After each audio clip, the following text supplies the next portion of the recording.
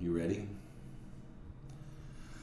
Hey everybody, episode 16, Chris and Brick here. For those of you that are sticklers for time and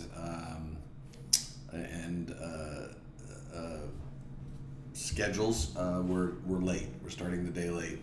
And I'll tell you why. Quite frankly, I slept like a baby last night, which really means I woke up like every hour.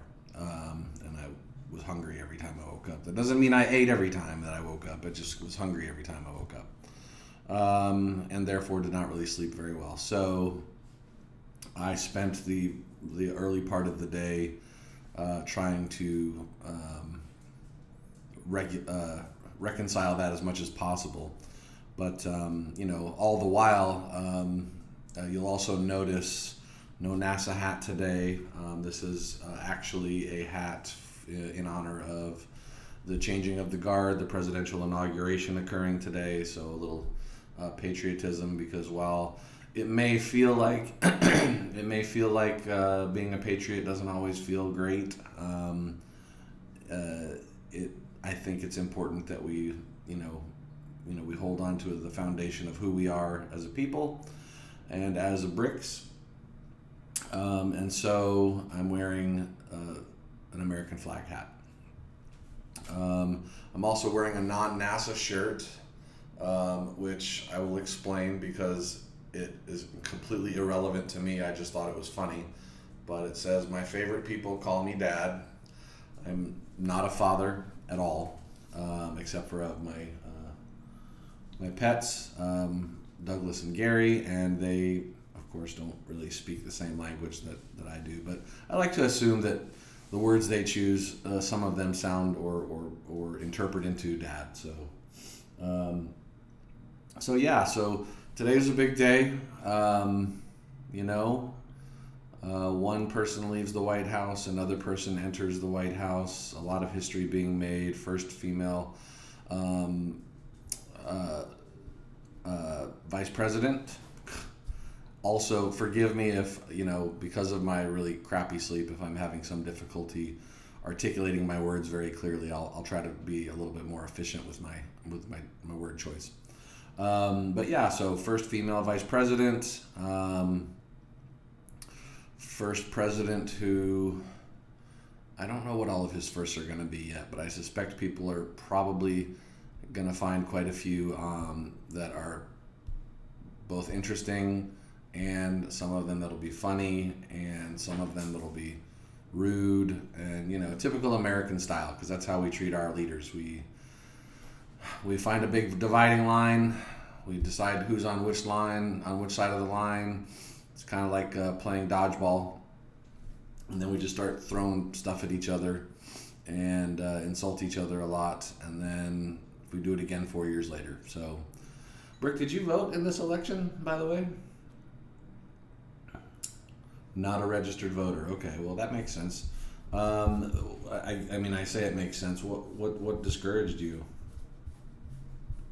Yeah, the fact that that's fair point. So Brick did not vote because, as it turns out, you have to have all of the elements of being a human being to be a voter. So he does not carry those, obviously, which also leads to a question that came up yesterday from a listener who was curious to know, what does Brick's voice sound like? Well, it turns out I was a little misled. This has been Brick's entire life. However, I say entire life. There was a period where apparently Brick was not from the Orlando area. And so the first portion of Brick's life was spent overseas and in the United Kingdom area. So Brick does actually speak with a little bit of an arrogant tone. I try not to let it annoy me. If at some point, down the road, you ever see Brick is broken in half and then glued back together, maybe we had an argument and I just didn't want to listen to his overly witty sarcasm and ability to make me feel like trash, just because he's got that skillful British sarcasm that we all wish we had. So that's Brick's general sound. And I've gotten this question before. I'm sure I'll get it again.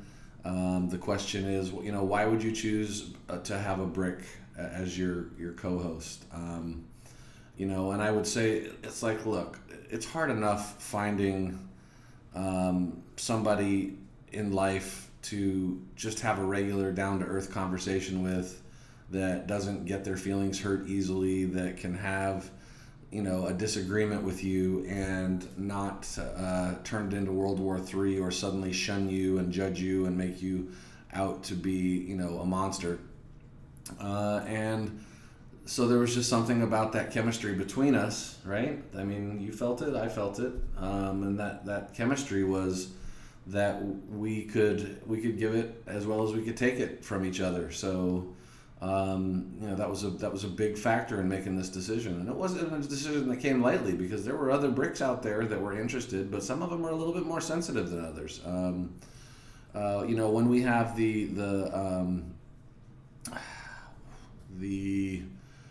panel discussion with Brock and Brandon, that's going to be an interesting dynamic, because just between you and me, Brandon's a little bit sensitive. He's not quite as thick-skinned, if you will, as the rest of the crew. So that'll be a fun and lively debate. I'm not sure if anyone has any topics that you'd like us to discuss as a panel. I would encourage you to leave a comment, shoot me an email, anything that you feel would be really relevant for an effective panel discussion.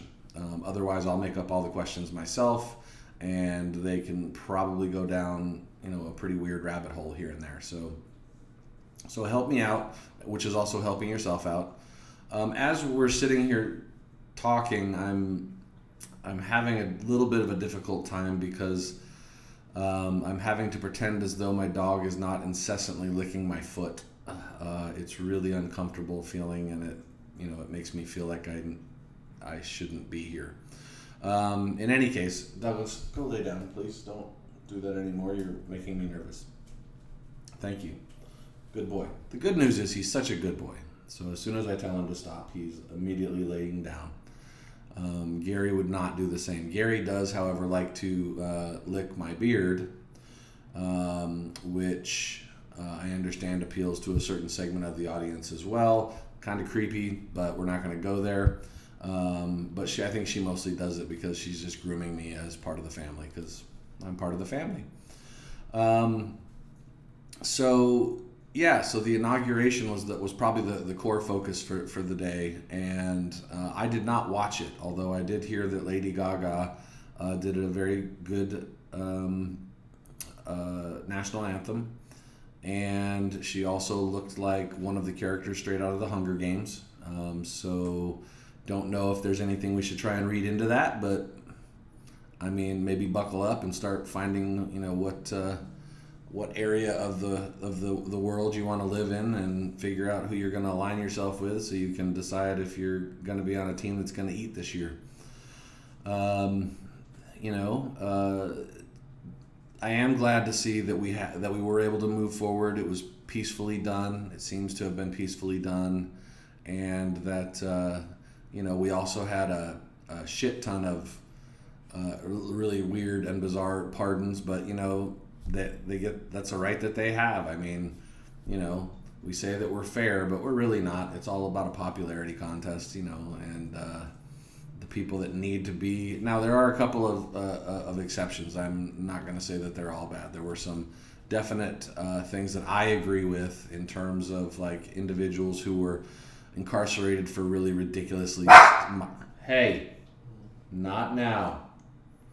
Incarcerated for really ridiculously small crimes, and because of these sentencing guidelines, they have been in jail for an exceptionally long time for no really serious good reason. I mean, we're too deep into the 21st century to be focused on petty things like, oh, this person had a little tiny amount of marijuana on their person that who knows what it was for, but it was clearly not that they were drug running mules from from South America. So, or hell, even Colorado at this point.